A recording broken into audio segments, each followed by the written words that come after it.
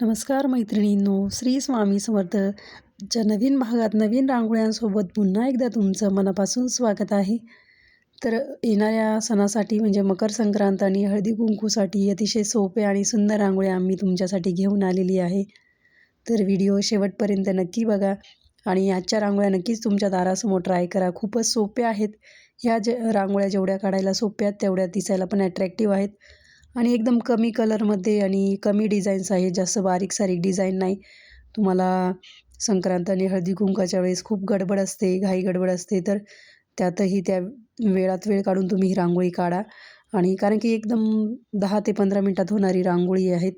जास्त काही म्हणजे वस्तू पण लागणार नाहीत. तुमच्याकडे हळदी कुंकवाचा करंडा वगैरे तर असेलच आणि नागवेलीचं पान तर सगळीकडे अवेलेबल असतं, तर तुम्ही ते घ्या.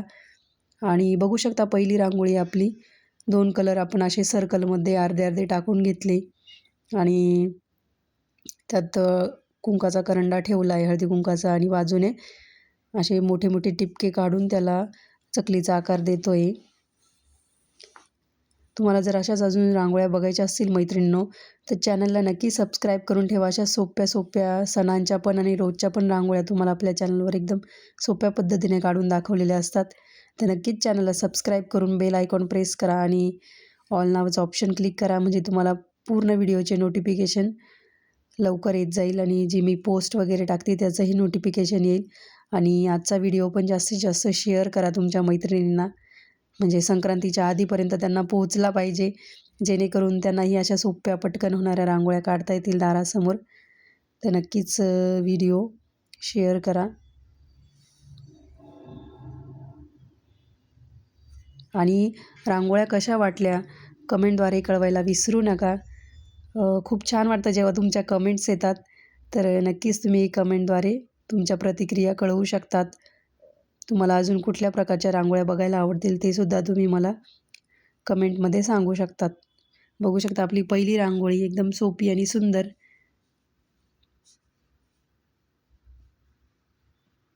दुसरी रांगोळी असे माझ्याकडे रिंग आहे, एक चौकोनी आणि एक गोल. तर असं ॲडजस्ट करून घेतली, कारण की ती चौकोनी रिंग आपल्याला पतंग काढायचा आहे, कारण की संक्रांत म्हणजे काईट फेस्टिवल म्हणतात पतंग म्हणजे संक्रांतीला.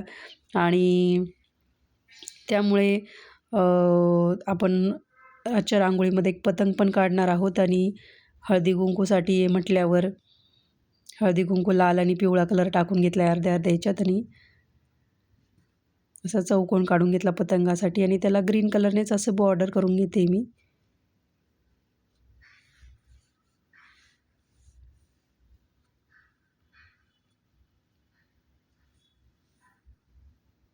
नक्की ट्राय करा मैत्रिणींनो ह्या रांगोळ्या. मला खूप छान वाटेल जर तुम्ही ह्या रांगोळ्या तुमच्या दारासमोर ट्राय केल्या तर. आणि अशाच आपण 1-2 अजून व्हिडिओ घेऊन येणार आहेत मकर संक्रांत विशेष रांगोळ्यांचे, तर नक्की व्हिडिओ बघा. त्यातून तुम्हाला जी पण रांगोळी आवडेल तुम्ही हळदी कुंकू आणि मकर संक्रांतीसाठी काढू शकतात. आणि कुणी मकर संक्रांतीच्या दिवशीच हळदी कुंकू करतं, किंवा जर ज्याच्याकडे टाईम नसेल मग ते नंतर रथसप्तमीपर्यंत कधीही केलं तरी चालतं. तर त्यानुसार तुम्ही मग रांगोळ्या काढू शकतात. यात फुलांचा वगैरे वापर पण करू शकता तुम्ही.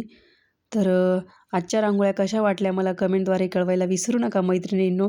भेटूया अशा सोप्या आणि सुंदर रांगोळ्यांसोबत पुढच्या भागात. तोपर्यंत रांगोळीची प्रॅक्टिस करा. दारासमोर रोज छोटीशी का होईना रांगोळी काढा आणि संक्रांतीला ह्या रांगोळ्या नक्की ट्राय करून बघा. तर भेटूया पुढच्या भागात. धन्यवाद. Bye bye.